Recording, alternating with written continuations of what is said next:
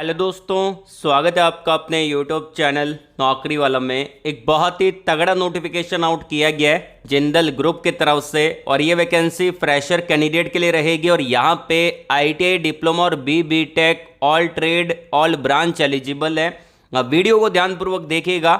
चलते हैं यहाँ पे इंपॉर्टेंट पॉइंट की तरफ। सबसे पहले यहाँ पे इन्होंने अलग अलग टाइप की पोजीशन निकाली है, जैसे कि यहाँ पे टेक्नीशियन के पदों पर वैकेंसी है, उसके अलावा यहाँ पे सुपरवाइजर के पदों पर वैकेंसी है, जूनियर इंजीनियर के पदों पर वैकेंसी है एंड यहाँ पे आपको साइट इंजीनियर के पदों पर भी वैकेंसी देखने को मिलेगी। और भी अलग अलग टाइप के पद यहाँ पे आपको मिल जाते हैं और हर पद का क्वालिफिकेशन अलग अलग रहेगा। आपका वीडियो देखना बहुत ही इंपॉर्टेंट है, क्योंकि अगर बच्चे वीडियो देखोगे नहीं ना तो आपको पता नहीं चलेगा और आप अलग पोस्ट के लिए अप्लाई कर दोगे, मतलब कि अलग पद के लिए अप्लाई कर दोगे। तो आपको वही पोस्ट के लिए अप्लाई करना है जिससे आपका एजुकेशन क्वालिफिकेशन मैच हो रहा है।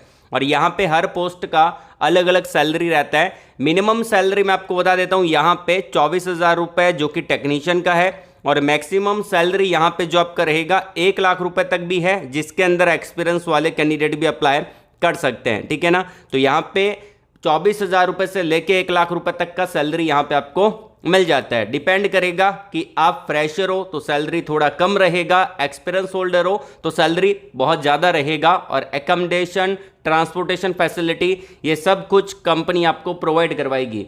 आइए जानते हैं यहाँ पे अप्लाई प्रोसेस के बारे में। लेकिन उससे पहले अगर आपने वीडियो को लाइक नहीं किया है तो एक लाइक तो बनता है, हमारा मोटिवेशन भी बना रहता है जब आप वीडियो को लाइक करते हो। हमने टारगेट रखा है वीडियो के लाइक का, मात्र आपको यहाँ पे 900 प्लस लाइक करवाने हैं। और अगर पहली बार चैनल पे विजिट कर रहे हो तो चैनल को भी सब्सक्राइब कर लेना, बेल आइकन को जरूर से प्रेस कर लीजिएगा, ताकि जब मैं नेक्स्ट वीडियो अपलोड करूंगा आपके पास सबसे पहले नोटिफिकेशन आएगा और आप उसको डायरेक्टली अप्लाई कर पाओगे। आइए वीडियो को शुरू करते हैं। चलिए बात कर लेते हैं अप्लाई प्रोसेस के बारे में। यहाँ पे जो नोटिफिकेशन निकाला गया है वो लिंक्डइन के थ्रू निकाला गया है, तो मैं आपको डायरेक्टली लिंक्डइन पे लेके आ चुका हूँ और इसका लिंक मैं आपको डिस्क्रिप्शन में दे दूंगा। अब ये वैकेंसी डाली गई है हेमंत सिन्हा के द्वारा। अब हेमंत सिन्हा कौन है आप यहाँ पे खुद देखिए। Hemant Sinha Jindal steel and power के अंदर यहाँ पे एचआर मैनेजर आपको देखने को मिलेंगे, यही हायरिंग करते हैं, इन्होंने ही वैकेंसी डाला है। और ये वैकेंसी अभी 2 दिन पहले ही इनके ऑफिशियली लिंक्डइन अकाउंट पे डाला गया। जैसे ही मुझको दिखा तो मैं आप लोगों के लिए वीडियो यहाँ पे बना रहा हूँ और आप हमको फॉलो भी कर सकते हैं। और इस वैकेंसी को मैंने अपने ऑफिशियली लिंक्डइन अकाउंट पे शेयर भी किया है। तो वीडियो बनाने से पहले मैं सारी वैकेंसी पहले से ही लिंक्डइन पे डाल देता हूं, तो आप हमको लिंक्डइन पे फॉलो कर लेना। और लिंक्डइन पे जो मैंने आईडी बना रखी है नौकरी वाला करके, तो आप उसको फॉलो कर लेना। उसका लिंक मैं आपको डिस्क्रिप्शन में प्रोवाइड करवा दूंगा।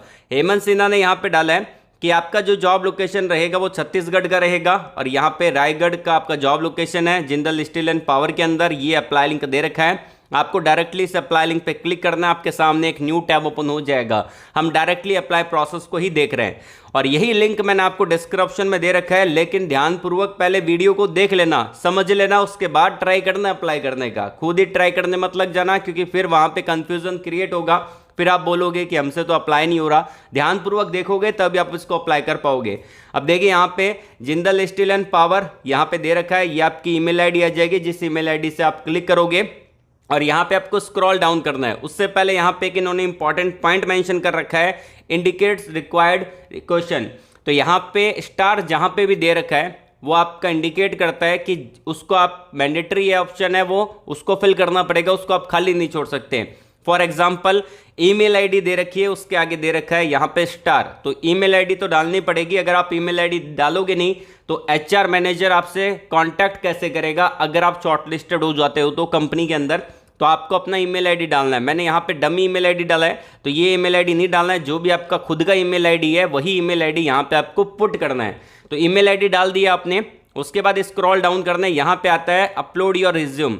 तो आप अपना रिज्यूम यहाँ पे अपलोड कर सकते हैं। मैंने एक नॉर्मली डमी रिज्यूम यहाँ पे डाला है। बेसिकली जो भी आपका रिज्यूम है डॉक की फॉर्मेट में है तो भी चलेगा, डॉक्स की फॉर्मेट में है तो भी चलेगा, और अगर आपका रिज्यूम यहाँ पे पीडीएफ की फॉर्मेट के अंदर है तो भी चलेगा। ध्यान ये रखना है कि आपका जो रिज्यूम है वो 50 केबी से लेके यहाँ पे 150 केबी के बीच में होना चाहिए। बहुत सारे बच्चे क्या करते हैं, उनका रिज्यूम 2 MB 3 MB तक का होता है। इतना बड़ा रिज्यूम मत बनाइए, रिज्यूम एक छोटा होना चाहिए जो कि आप आराम से अपलोड कर पाए और हर जगह अपलोड भी हो जाए। तो आपको अपना यहाँ पे अपडेटेड रिज्यूम डालना है। ऐसा नहीं है कि 2-3 साल पुराना आपने जो रिज्यूम बना रखा है साइबर कैफे से या फिर आपने खुद ने बनाया है वही रिज्यूम यहाँ पे अपलोड कर दे, ऐसा नहीं करना है। आपको अपने रिज्यूम को अपडेट करना है क्वालिफिकेशन के अकॉर्डिंग, अभी रिसेंटली आप क्या कर रहे हो उसके अकॉर्डिंग अपडेट करिएगा, उसके बाद यहाँ पे अपलोड करिएगा। रिज्यूम का साइज 50 KB से लेके 150 KB के बीच में हो सकता है। अब यहाँ पे इजीली अपलोड हो जाएगा। उसके बाद आता है यहाँ पे कि जॉब एप्लीकेशन नंबर। अब यहाँ पे क्या डालेंगे, यहाँ पे जिस भी सेक्टर में आप जाना चाहते हैं बहुत सारे यहाँ पे इन्होंने प्रोवाइड करवा रखे हैं, जैसे कि SAF 001, BF 001, 002 SMS डिपार्टमेंट में जाना चाहते हैं, ठीक है, सेंटर डिपार्टमेंट में जाना चाहते हैं, रेल डिपार्टमेंट में जाना चाहते हैं, और या फिर आप लाइमस्टोन में जाना चाहते हैं। तो जो भी आप डिपार्टमेंट सही लगे उसमें आप जा सकते हैं। मैं तो यहाँ पे रेल 002 सेलेक्ट कर रहा हूँ, बाकी आपकी मर्जी है। उसके बाद आता है कि यहाँ पे आपका नाम आएगा, तो आपका फुल नेम आएगा, आपका सर नेम यहाँ पे नहीं डालना, आपका फुल नेम आएगा। तो आपका फर्स्ट नेम, आपका मिडिल नेम और आपका लास्ट नेम, जो भी आपकी 10th की मार्कशीट में आपने डाल रखा है वही नेम यहाँ पे आपका आएगा। अब बहुत सारे बच्चे ऐसे होते हैं कि जिनका फर्स्ट नेम होता है और उसका मिडिल नेम होता है और उसका लास्ट नेम होता है, तो वो क्या करता है फर्स्ट नेम और लास्ट नेम को डाल देते हैं और मिडिल नेम को यहाँ पे नहीं डालते। तो ऐसा नहीं करना है। अगर आपका मिडिल नेम है तो आप जरूर डालिए, रिजेक्ट हो जाएगा नहीं तो फॉर्म आपका। इस चीज़ का भी आपको ध्यान रखना है। फर्स्ट नेम, मिडिल नेम और लास्ट नेम पूरा डालना है। और अगर आपका मिडिल नेम नहीं है तो आप उसको खाली छोड़ सकते हैं, फर्स्ट और लास्ट जो भी आपकी 10th की मार्कशीट में है। मेरे कहने का मतलब ये है कि 10वीं की मार्कशीट में जो भी आपका नाम है वही नाम यहाँ पे आ जाएगा। उसके बाद आता है कि आपके मोबाइल नंबर, तो आपके मोबाइल नंबर वही डालिएगा जो व्हाट्सएप पे हो। मोबाइल नंबर वही डालना है जो व्हाट्सएप पे हो। कभी कभी क्या होता है कि बहुत सारे बच्चे ऐसे होते हैं जो ईमेल चेक ही नहीं करते। ईमेल आईडी तो आपने डाल दी, लेकिन अगर आप ईमेल चेक ही नहीं करते तो कांटेक्ट कैसे होगा आपसे। तो आपको क्या करना है, अपनी यहाँ पे व्हाट्सएप के नंबर डालना है। जो भी व्हाट्सएप नंबर हो वो यहाँ पे डाल सकते हैं, और जो कॉल नंबर है वो यहाँ पे डाल सकते हैं। दोनों अलग अलग हो सकते हैं, या फिर आप इसको खाली भी छोड़ सकते हैं। अगर आप देख पा रहे हैं यहाँ पे अल्टरनेटिव मोबाइल नंबर के आगे यहाँ पे स्टार नहीं दे रखा, तो आप इसको खाली छोड़ सकते हैं। नहीं तो आप डालना चाहें तो आपके पास अगर कोई दूसरा सिम कार्ड है, मम्मी पापा भाई बहन किसी का भी यहाँ पे डाल सकते हैं, लेकिन ध्यान रखिएगा एक्टिव होना चाहिए। ईमेल आईडी दोबारा डाल देना है। उसके बाद आता है यहाँ पे हाईएस्ट क्वालिफिकेशन। अभी आप रिसेंटली क्या कर रहे हो, क्या क्वालिफिकेशन है आपके पास, वही डालना है। अब यहाँ पे आपको आना है और यहाँ पे आप देख सकते हैं कि ITI दे रखा है, डिप्लोमा दे रखा है, BTech दे रखा है। तो जो भी आपने किया है वो आपको यहाँ पे डालना है। बेसिकली जो वैकेंसी है वो इंजीनियरिंग डिपार्टमेंट से रिलेटेड है, तो यहाँ पे आपको पता होगा कि ITI, डिप्लोमा और BTech एलिजिबल है। दूसरा जो क्वालिफिकेशन यहाँ पे आपको दिख रहा होगा लेकिन वो एलिजिबल नहीं है। ओनली ITI, डिप्लोमा या फिर BTech, यही 3 कैंडिडेट अप्लाई कर सकते हैं। तो जो भी आपने किया है उसको सेलेक्ट करना है। उसके बाद नीचे आना है जो आपकी ब्रांच है। अब ब्रांच आपको ढूंढनी पड़ेगी, जैसे कि इलेक्ट्रिकल है, उसके अलावा इलेक्ट्रिकल एंड इलेक्ट्रॉनिक्स है, उसके अलावा यहाँ पे इलेक्ट्रॉनिक्स ब्रांच है। और अगर आप यहाँ पे देखेंगे तो आपको बहुत सारी ब्रांच देखने को मिलेगी, इंडस्ट्रियल इलेक्ट्रॉनिक्स, इंडस्ट्रियल सेफ्टी, उसके अलावा भी बहुत सारी ब्रांच है, मैकेनिकल है, मेटलर्जी है, मिनरल प्रोसेसिंग है। तो आपकी जो भी ब्रांच है वो आपको थोड़ा ढूंढना पड़ेगा रिलैक्स माइंड को करके, क्योंकि बहुत सारे बच्चे ऐसे बोलेंगे कि मेरे को तो अपनी ब्रांच दिख ही नहीं रही। अगर आप ध्यानपूर्वक देखेंगे ना तभी आपको देखेंगे। जैसे कि अगर आप यहाँ पे सिविल देखेंगे, सिविल आपको दिख रहा है, तो जो भी आपकी ब्रांच है उसको आपको सिलेक्ट करना है। उसके बाद नीचे आना है, जो भी आपका पास आउट ईयर है वो उसको आपको डालना है। उसके बाद पूछा गया है कि स्टडी मोड क्या है। एक चीज़ का मैं यहाँ पे बता देता हूँ, जिन्होंने पार्ट टाइम कर रखा है, डिस्टेंस एजुकेशन कर रखा है, वो एलिजिबल नहीं है। वैसे आपने कर रखा नहीं होगा, लेकिन फिर भी कर रखा है, ऐसा होता है कोर्स, डिस्टेंस एजुकेशन होता है, पार्ट टाइम होता है।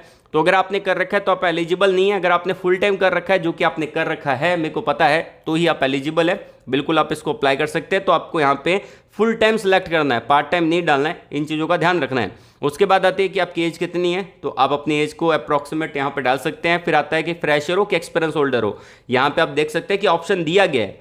अब ये मत बोलना कि यहाँ पे तो एक्सपीरियंस वाले अप्लाई कर सकते हैं। अगर एक्सपीरियंस वाले अप्लाई कर सकते हैं तो फ्रेशर का ऑप्शन नहीं देना चाहिए। इन्होंने दे रखा है, मतलब फ्रेशर एलिजिबल हैं, इन्होंने इसीलिए दे रखा है ताकि फ्रेशर इसको अप्लाई करे। तो यहाँ पे आप देख पा रहे हैं कि फ्रेशर का ऑप्शन दिया गया है, जो कि मैंने सेलेक्ट कर लिया है।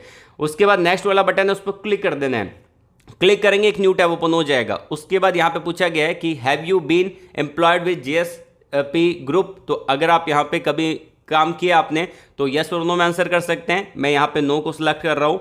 उसके बाद नेक्स्ट वाले बटन पे वापस से क्लिक करना है। वापस से एक न्यू टैब ओपन होगा और यहाँ पे पूछा गया है कि JSPL ग्रुप में कोई आपका रिलेटिव काम कर रहा है। अगर कर रहा है तो यस कर देना, नहीं तो नो कर देना।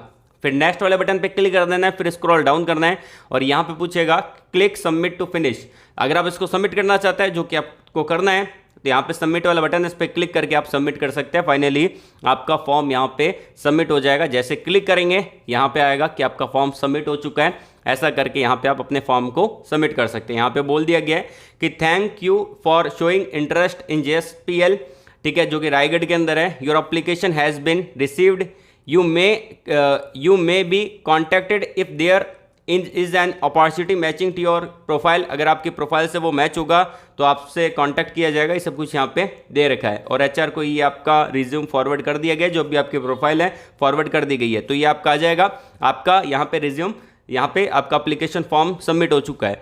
अब यहाँ पे बच्चे पूछते हैं कि रिजल्ट कब आएगा। देखिए, मैं बार बार कहता रहता हूँ, हर वीडियो में समझाता हूँ, ये गवर्नमेंट कंपनी नहीं है, ये प्राइवेट कंपनी है। प्राइवेट कंपनी में क्या होता है कि जब भी आप अप्लाई करते हो तो उन्हीं बच्चों से कांटेक्ट किया जाता है जो बच्चे शॉर्टलिस्टेड हुए हैं। आप खुद सोचो, हर बच्चे से कांटेक्ट नहीं करेगी कंपनी। प्राइवेट कंपनी के पास इतना टाइम नहीं रहता क्योंकि उनके एम्प्लॉय बिजी रहते हैं। तो उन्हीं बच्चों से कांटेक्ट किया जाएगा जो बच्चे शॉर्टलिस्टेड हुए, उन्हीं बच्चों को ईमेल आएगा। आप ये कर सकते हैं कि 15 से 20 दिन तक का वेट कर सकते हैं। अगर आपको ईमेल आ रहा है तो बहुत अच्छी बात है, आप शॉर्टलिस्टेड हो चुके हैं। और अगर आपको ईमेल नहीं आ रहा है तो आप अप्लाई करिए दूसरी जगह, क्योंकि आप ऐसे हार नहीं मान सकते। बी पॉजिटिव, आपको पॉजिटिव रहना है और काम करते रहना है अपने ऊपर, क्योंकि अगर आपके पास स्किल होगी तभी आपको जॉब मिलेगी। क्योंकि जो प्राइवेट कंपनी रहती है उसके अंदर डिमांडेबल स्किल होती है, उसकी वैल्यू है। तो स्किल को इम्प्रूव करना है अपने, ठीक है, और अप्लाई करना है। तो अगर आपको ईमेल आ जाता है तो आप शॉर्टलिस्टेड हो चुके हैं, और अगर आपको ईमेल नहीं आता तो मतलब कि शॉर्टलिस्टेड नहीं हुए हैं। इसका जो डेडलाइन रहता है वो 15 दिन का रहता है। 15 दिन के अंदर अंदर आपको ईमेल आ जाता है। 99% चांस है, अगर आप शॉर्टलिस्टेड हुए हैं तो 15 दिन के अंदर अंदर आपको ईमेल आ जाएगा। तो ये इसका पूरा प्रोसेस है। बाकी यहाँ पे जो आगे प्रोसेस रहता है उसके अंदर इंटरव्यू होता है, एग्जाम होता है। जो भी कंपनी चाहती है वो अपने अकॉर्डिंग ही कंडक्ट करवाएगी। मैक्सिमम चांस रहता है कि डायरेक्टली यहाँ पे इंटरव्यू आपका कंडक्ट करवाएगी। इंटरव्यू जो रहेगा वो आपका ऑफलाइन मीडियम में रहेगा। आपको जाना पड़ेगा इंटरव्यू देने के लिए इनके ऑफिस के अंदर, जहाँ पे भी इनका ऑफिस है, जहाँ पे भी आपको बुलाया जाएगा आपके जो लोकेशन के अकॉर्डिंग, तो आपको जाके इंटरव्यू देना है। उसके बाद इंटरव्यू के बाद आपको वहाँ पे ज्वाइनिंग मिल जाएगी, अगर आपका इंटरव्यू निकल गया तो। ये पूरा प्रोसेस है। लिंक मैंने आपको डिस्क्रिप्शन में दे दिया है अप्लाई का, तो जल्दी से जाके अप्लाई कर देना।